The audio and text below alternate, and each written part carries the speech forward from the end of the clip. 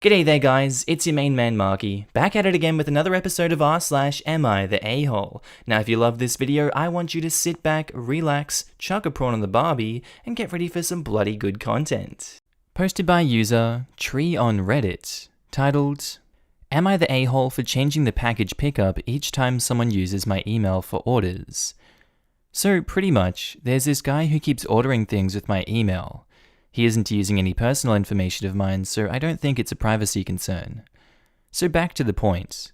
I will occasionally get emails from random websites about an order confirmation. I've never heard of most of these websites, and I know for a fact none of my family members used my email to buy something. With most emails, there's a number, name, and an address. I'm assuming it's the person's address attached. I've tried texting the number and even calling, but I've never gotten an answer. I'd always get emails from UPS to confirm the pickup and drop-off area. Ever since I've gotten the emails, I always change the location for delivery. So instead of it being delivered at his doorstep, it gets shipped to a post office 20 miles away. He can't change that since, like I said, it's all attached to my email. I recently got an email from the guy, and turns out the reason he keeps writing my email is because his and mine are almost identical. Imagine mine is ABC and his is ACB. So he always switches one letter, and therefore I get the emails. In his email, he calls me an a-hole for making the pickup so far. When I asked him why he can't just use his own email, he says, "It's always a typo I do, and I don't feel like fixing it because it takes too much time." I'm not even joking, that's exactly what he said. So, am I the a-hole for sabotaging this guy's packages? No, I would say you're not the a-hole if he's gonna be too lazy. I think you're well within your rights. I know it's not the most morally sound thing to be doing, but it is hilarious, and it's kind of just that malicious compliance continuously until he decides to fix his ways. So, I can see you being a little bit of an a-hole, but I think it's funny, so I'm gonna say you're not the a-hole in this situation. Tell him it takes less time to change the typo than it does to go to a post office 20 miles away, not the a-hole. Yeah, like how difficult or time-consuming could that be? It would have been easier for him to go online and fix his email so he can stop bothering this man who was getting his confirmation emails. So now he has to do this to learn his lesson. If only every web browser these days had some sort of automatic form completion assistance built in. Big. Not the a-hole, just start cancelling the orders instead. While you technically aren't breaking the law, you are skirting right up to the edge. Just start cancelling the orders. He'll get the point. I wouldn't even say you'd be close to breaking any law by cancelling. If I got a suspicious order by someone using my email, there's no way I'd do anything but cancel it. I think they meant they weren't technically breaking the law by changing the delivery location, and the cancelling the orders is the best route. What law? Breaking the law in this case is just a generic term for doing something illegal. They aren't referring to a specific law. And someone reckons maybe mail tampering, but I'm not even sure you could argue that. Posted by user random username 34232. Titled, Am I the a-hole for telling my sister she has no right to judge my career since she's never worked a day in her life? I was over at my grandma's house with my mum, sister, brother, and 3 cousins and their girlfriends. For some backstory, I'm a male midwife, and I recently completed my degree, and am currently doing my graduate year. I do really enjoy my job because it provides a relationship with your patients, and allows a lot of flexibility, and it pays pretty well too. I'm 25 and making $78,000 a year. I ended up doing midwifery after nursing. I know Americans say midwifery, it's just I've always heard midwifery. My sister has always criticized my nursing career as not being manly enough, and has told me women don't like feminine guys, and I'd have trouble finding a wife, etc., and usually I just put up with it since I don't want to cause any drama in the house. But I reached my boiling point today. For some information on my sister, she has genuinely never worked a day in her life. She either mooches off her parents or any boyfriends she had at the time, but now she mooches off her husband. I feel bad for the guy ending up with my sister. She made another comment about my career again today, and I got angry. I told her she's never worked a day in her life, and she's an incompetent mooch, and that a stay-at-home mum isn't a job, which I know isn't true, but keep in mind I was ticked at this point. This resulted in everyone in the family basically turning against me and yelling at me, and at this point, I just decided to leave. They said I'm not allowed at any gatherings until I apologize. But I have too much pride for that. Am I the a-hole? I'm gonna go with you're not the a-hole for this one, actually. I mean, I can see why they think you are in this situation.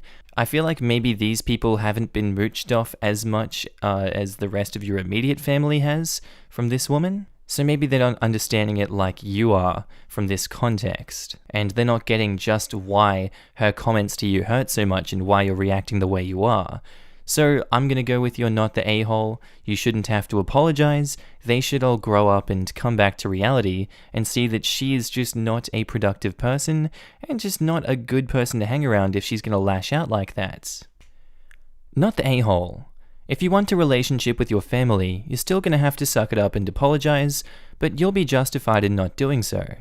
If they're going to be sexist and denigrate your choice of career as not manly enough, they don't get to complain about sexist elements when you return fire. You still kind of suck for the comment about the stay-at-home mum not being a job, but since you know it is, I'll excuse it with absolutely justified anger. They sound exhausting. Telling you not to come back may be the greatest gift they could give you. A good stay-at-home mum is a job, not all of them, otherwise agree. I think there's also a huge difference between sitting down with your partner, running the math on childcare costs, weighing the pros, cons, and ultimately deciding that it makes the most sense for your family to have one parent stay at home and OP's sister who's never worked a day in her life, and then continued not working after their marriage / the birth of their child. Obviously, we're working with very limited information here, but OP's sister sounds like the type of stay-at-home parent who complains about how hard it is to find a good nanny. Something tells me that they're also the type who will continue referring to themselves as a stay-at-home parent even after all the kids are in high school. I'm a stay-at-home mum, but my husband and I actually sat down and crunched the numbers. Lazy stay-at-home mums make it so hard on us that genuinely try because they give us a bad reputation. Like, I work from 6 a.m. to 8 p.m, cooking, cleaning, trying to teach my 2-year-old, engaging and playing with my 3-month-old, trying to build strength and hand-eye coordination, and doing small home improvements here and there. Not gonna lie, it gets stressful because you feel overwhelming guilt if you have to ask for help, because you feel like you can't do anything right, or at least in my case. But because of lazy stay-at-home mums, as the military likes to call them, dependers, people automatically assume being a stay-at-home mum is a breeze, and you just sit and watch TV all day. There are crappy people for every profession. There are people in the office that just make small talk all day and slack off. There are construction workers that mostly stay at the site and give crappy advice, and there are stay-at-home mums that watch TV all day.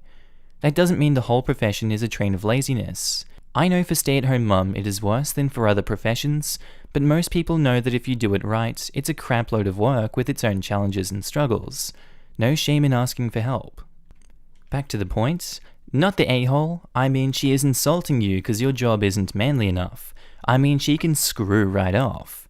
Absolutely.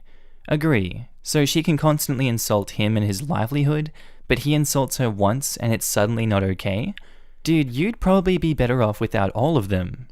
Sounds like the entire family coddles her anyways, so yeah, he's better off without them. Posted by user DadTroubles92, titled, Am I the a-hole for being too hard on my daughter after she got expelled? The whole expulsion happened around 6 or 7 months ago, but it's still something that my husband brings up whenever we argue.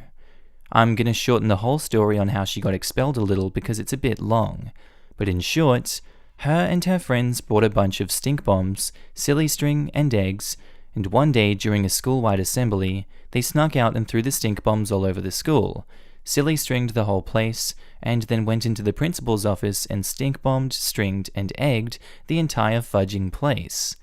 They clearly didn't think it through though because the place has cameras and they got caught. They did all this just to pee off the principal, which is so beyond stupid to me. The next day, my husband got a call and he had to go into the school. They told him that she was being expelled, and although he called me to tell me something, he only told me that she got into trouble, not that she was expelled. When I got home, I asked him about it, and he told me what had happened. To be honest, I did get mad. I was beyond ticked at her for doing something like that, and I let her know that. My husband literally didn't do anything to her after he found out. He let her keep all of her things and didn't even talk to her about it. He just let me handle it all, which annoys me. I was the one who had to take all of her things. Then after calming down, I was the one who sat down with her and let her explain herself a little. After she explained, it really did trigger me all over again because I just couldn't understand it. As soon as I started to raise my voice at her, my husband started to tell me that it's okay and that she's sorry and that it's fine now. I ended up yelling at him too because he kept trying to be her friend rather than her parent, and he argued back saying that if she apologized, then we should leave it at that and that I'm doing too much. She only recently got back her electronics and some privileges, but my husband keeps arguing with me saying that it was long ago and I just need to forget it. I still don't get his POV or what he's trying to say, and I just think he's being ridiculous. Am I the a-hole here? Edit, thanks for all the feedback. I've read through every single comment and I've realized the mistakes I've been making. My communication levels with my husband are definitely flawed and need some serious improving. The parenting advice is very helpful. I guess I'm not a parent in this situation, and taking into account that edits and everyone's actions here, I think you've just got to say that everyone sucks here. Like, the daughter sucks for doing that, for sure. The mum sucks for blowing up and continuing to attack, instead of taking different avenues that are healthier and better for everyone's psychological health. But I don't know if the husband sucks, because at that point, the damage is already done. He's just trying to de-escalate the situation, and she continually tries to escalate it. I do think that some people can argue that he sucks for not punishing her and, helping her change her ways, and I can understand that too. So I guess there is elements there where he does suck, but I'm struggling to understand it. I think the comments will help me out. But I guess the judgment here is everyone sucks. Everyone sucks here. Your husband shouldn't force you to be the bad guy. That's bullcrap and is just alienating you from your daughter. 6 months is a long time to punish someone for one dumb move. Trust me, my mum did some crap like that to me and it did not turn out well. Try figuring out a way to connect with your daughter in a rehabilitative way instead of a punitive way. To be honest, even if what the daughter did was dumb, she got expelled for it. Her daughter made the choice to prank the school with her friends. My mum would have put me 6 feet under if I ever did anything to get expelled. I'm gonna say not the a-hole. Actions have consequences and she had to learn that. I honestly don't know how some kids and teens can do stuff like this. Just the sheer thought of what my mother would do to me if I even talked back to my teachers makes me want to die Kermit style. Not the a-hole. It's not really about her and what she did though, it's about him not supporting you and presenting a united parental team during a situation that warrants discipline. By forcing you to be the disciplinarian, he gets to continue being her friend instead of her parent, and gives her the opportunity to pitch the two of you against each other to deflect attention from her own actions. He's not pulling his weight as a parent, and that would keep me angry for months too. Which is probably making OP feel the need to double down even more harshly on the punishments because she feels like she's the only parent who's dealing with it, which isn't exactly fair to the kid. But it's also not fair that OP is the only one taking responsibility for their child's lack of discipline and good decision-making skills. Everyone sucks here. What your daughter did was crappy, your husband's inability to discipline at all is awful, and your current plan of grounding her for what, a year? Is far too extreme of a punishment for the crime, especially when there was also a natural consequence of getting kicked out of the school. There is a middle ground here for everybody that is completely being missed. I don't consider it to be extreme. She got expelled. She didn't stink bomb one room in the school. She stink bombed the entire school. My mum would have put me 6 feet under for just doing that. Her punishment was taking away electronics, which, to be honest, isn't that extreme. Her daughter needed to learn that actions have consequences, and the consequences to her actions ended up getting her electronics taken.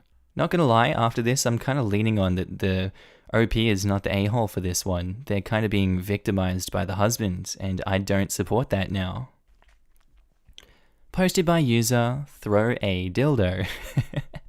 Titled, Would I be the a-hole if I told my girlfriend that my dog is not her dog? I've been with my girlfriend for almost a year. I have a 2-year-old dog. She is super sweet and a great dog. I am the sole caretaker for her. I pay for everything for her. Lately, my girlfriend has been referring to my dog as our dog or as her dog to other people. I know she loves her and probably means it like I love her as my own, but it's starting to annoy me. Especially now that we live together. She's our dog, yet all the responsibilities and finances fall on me. Would I be the a-hole to tell her I don't like her calling her dog if she does absolutely nothing to take care of her? I mean, if she helped out with the bills, food, walks, etc., then yeah, that would be fine. But how are we in equal footing as owners if I do everything? That's a very good question. My question is, why this argument? What's the point? Why is it affecting you so much? I don't understand. I can see where you're coming from, but it is so minor. I think OP is the a-hole for blowing up like he is at the girlfriend. I think the girlfriend is the a-hole for claiming so much ownership and not looking after the dog. It's kind of, you're in a relationship with this person. You should have those split responsibilities. If you want to claim the dog so much, I understand that. But I don't get why OP is being so angry at her. So I'm going to say everyone sucks here as a result of that. This is a weird hill to die on. If you want your girlfriend to help with your dog, then use your words and tell her that instead of getting worked up over her word choices. Exactly what you said. If her taking care of the pet is the only thing holding OP back from letting her call the dog hers, then it needs to be expressed like an adult. If it's something other than that, there are other problems that need to be dealt with. You live together. How do you split costs and deal with finances? In a family, the parents will pay for the care of a dog, yet it's still the family pet. Kids don't say, "This is my dad's dog." Obviously, this is a different situation, but does she help take care of the dog in other ways? Taking it for walks, grooming it, playing with the dog? Have you asked if she'd be comfortable contributing financially to the dog's health and upkeep? This seems like a really stupid thing to get ticked about since you live together. Just have a conversation with her. Everyone sucks here because I think it's tacky. She never offered to help pay for upkeep involved with the dog, and I think it's silly you never discussed it with her. Why would she offer to help pay for OP's dog though? Even though she calls it hers because it lives with her, she didn't choose this dog, she just accepted it. It would be another thing if OP had asked. But she has done absolutely nothing wrong, and OP is just dramatic. Help pay for food and vet appointments. Why? Because it's normal to chip in with household expenses. I don't know how they divide things financially.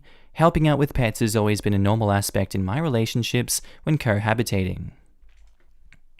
Posted by user AgreeableQuarter841, titled, "Am I the a-hole? I went snooping in my best friend's phone." Backstory: M, 33 male, and 28 female I have been best friends for 10 years. In those 10 years, I completed medical school, got married, and then divorced. I struggled with infertility and have dealt with depression because I've always wanted kids. A year after my divorce, I became friends with benefits with M. M was always sweet and respectful to me and made me feel safe and adored. We see each other for 2 years, since June 2018 to now, and I never spoke poorly of him or said anything unkind. I always speak highly, defend him, educate him when necessary, and take care of him. I had an incident before where I found out M said something mean about me in his group chat with his boys, and it got back to me. One of his friends told me, and I confronted M directly. He said he was upset, but he wouldn't explain why he was upset. So I forgive it and move on. Recently, I get a bad feeling and check the chat again. I see that he makes fun of my weight. His friends, mutual friends mind you, laugh about my weight and make comments. M calls me a tramp and a dumpster, slept with 2 men total in my entire life, and I find out he lied about hooking up with 2 of my girlfriends. The weight comment hurt the most because he knew it was my infertility and medicine that made me gain weight. He was the first person I told about this and expressed how confident I felt with my body with my new weight, 130 pounds. I sit there in disbelief, but not before taking screenshots, and I start to distance myself slowly. He notices it and asks our friends, who leave him on red. He texts me 20 times and calls me drunkenly, begging for a chance to speak to me about what he did. I explained what I found out, and he said he was upset and trying to put on a facade for the boys. I told him it wasn't good enough, and he tells me I'm wrong for invading his privacy. Am I the a-hole for snooping? Yeah, I think you are the a-hole for snooping, but I don't blame you for what's come as a result of that. This is a bit of a muddy one, because it's become a semi-relationship, because so many emotions have been tied into it. So I think it's best that it's breaking, in all honesty. He showed his true self, although you discovered it, and I think you have to believe that. He's not a good person to hang around. It's only going to happen again. I feel like it's happened in the past, it's happened this time. Why wouldn't it happen third time, you know? So obviously he sucks, you suck for snooping, but I think this is for the best. But everyone sucks here. Ugh, I hate these. I'm saying everyone sucks here. Yes, snooping is wrong. Everything he is doing is wrong. You are much less an a-hole, but as you acknowledged, you shouldn't have invaded his privacy. At the same time, it's so worth it for you to know this info and move on with your life and no longer waste your time. Also, 130 is so tiny, I can't even fathom mocking that weight. I was going to comment about the weight. I'm 130 and I'm pretty small. Nah, this dude doesn't deserve his privacy if he's going to be that crappy and dishonest. Full, not the a-hole. And they said I was 120 before medication and procedures. He was the very first person I told about it. It shattered my heart into so many pieces reading his comments about my tummy, and entertaining comments about my weight. This guy is abusive and disrespectful. Leave him, and please look into therapy and support groups. This is not normal behavior, and you do not deserve to be treated this way. Snooping is always wrong, and it's something you don't need to do in a healthy relationship.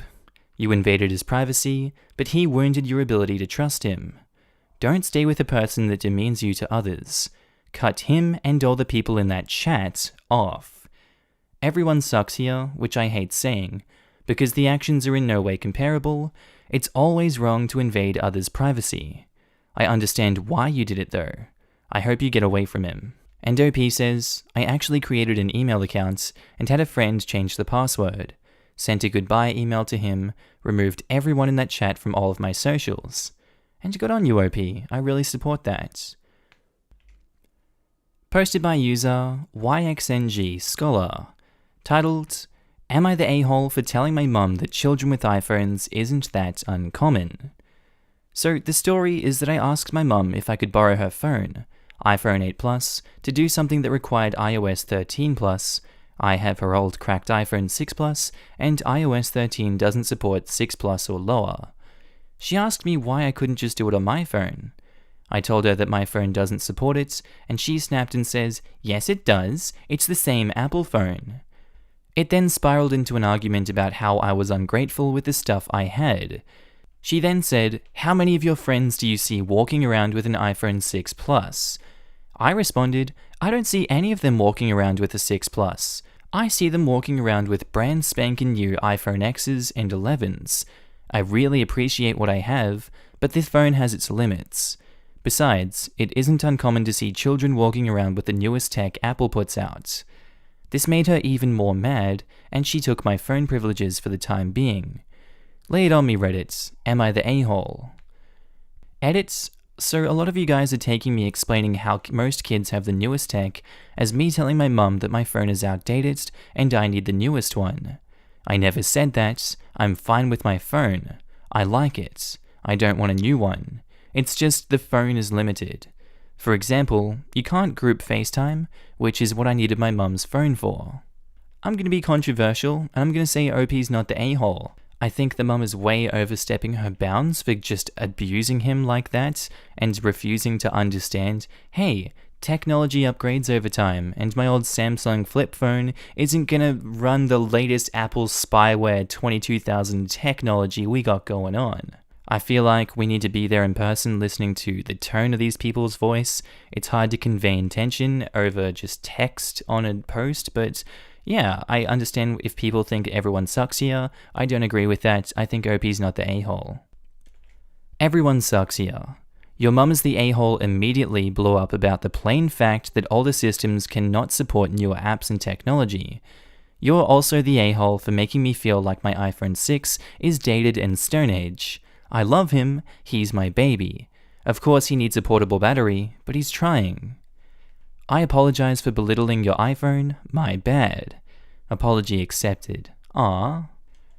Reading through the post and its comments, I was kind of on the fence, but my final determination is not the a-hole. I mean, tech changes very quickly, and I think your mum just didn't like being told she was wrong. If you were saying you deserve an iPhone X because everyone else has one, but you couldn't afford it, that's a different story and the initial vibe I got.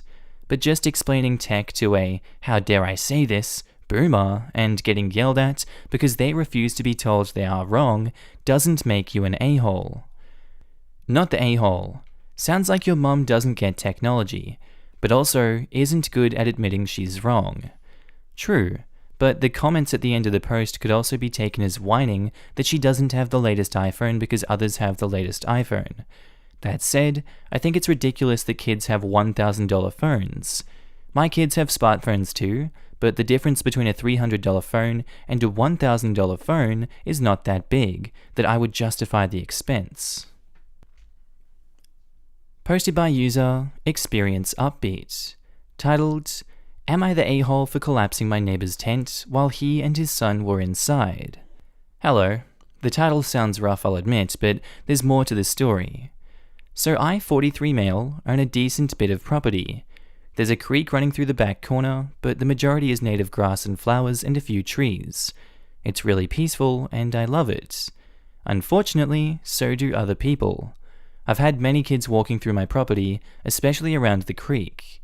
I don't particularly mind this since they generally keep around the creek and are just wading through.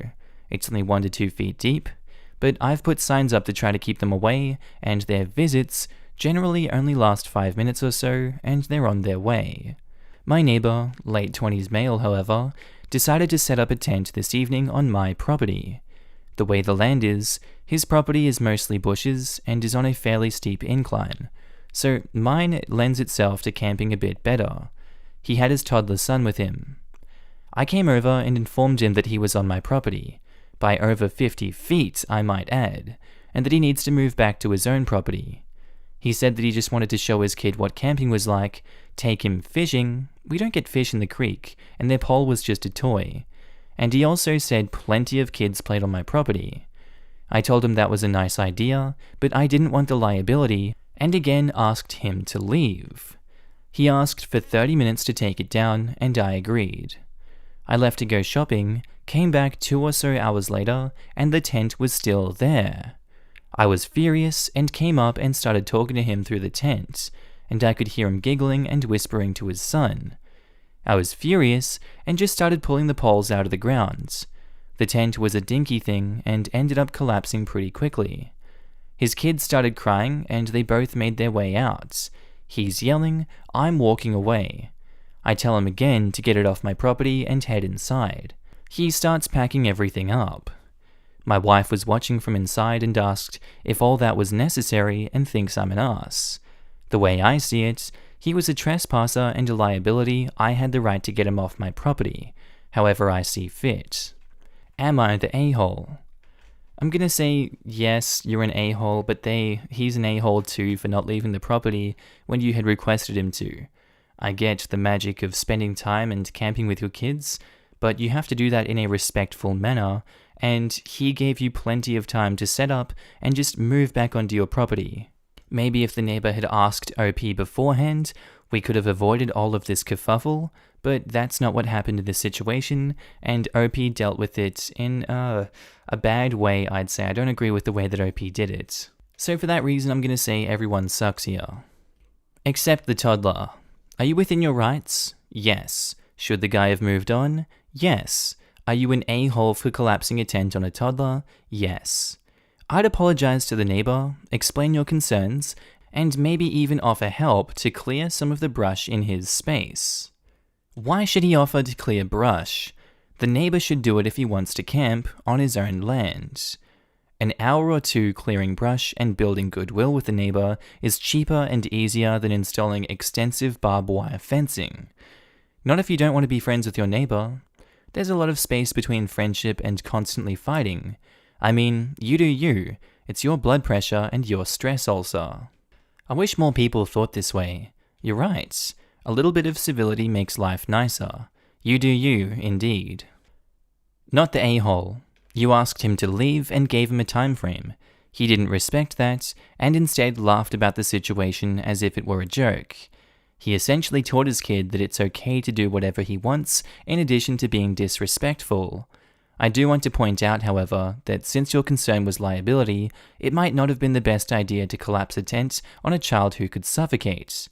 Seems pretty unlikely that the kid would suffocate with 2 adults right there. 2 adults with no common sense, mind you.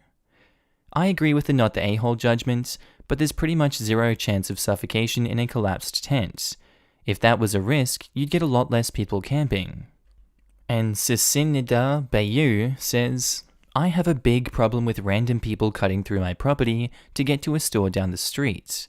Problem in that is that part of my land is wetlands and I constantly have trees falling. Someone gets hurt or worse, killed, I get sued.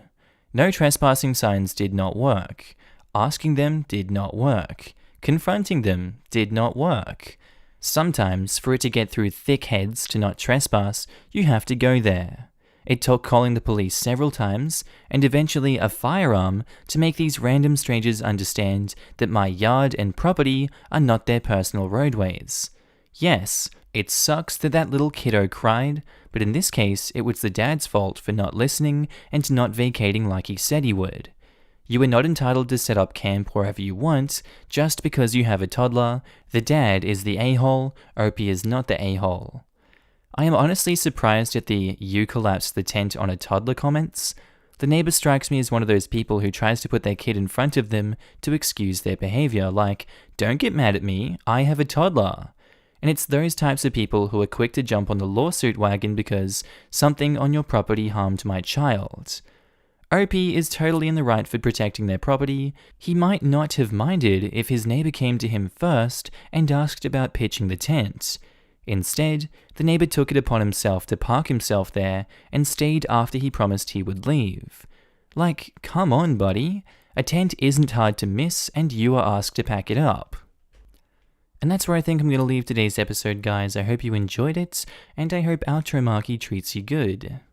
Alright guys, that's all for today's video. I hope you enjoyed this one today. Tell me what you thought of it down in the comments below. If you're not subscribed to the channel, I would love you to subscribe because I love your face and I love seeing you here every single day that you are here in this video. I don't know what else to say today, guys. I hope you enjoyed the content. I do have a second channel that's called Markee2. Link should be up on the screen somewhere here if you don't have adblock installed. If you don't know where to find the channel, you can go to my main page. Just click on the Markee face and it should be on the right somewhere there, or on channels if you're on phone. Hope you guys have a good one. I'll see you in the next one. Bye.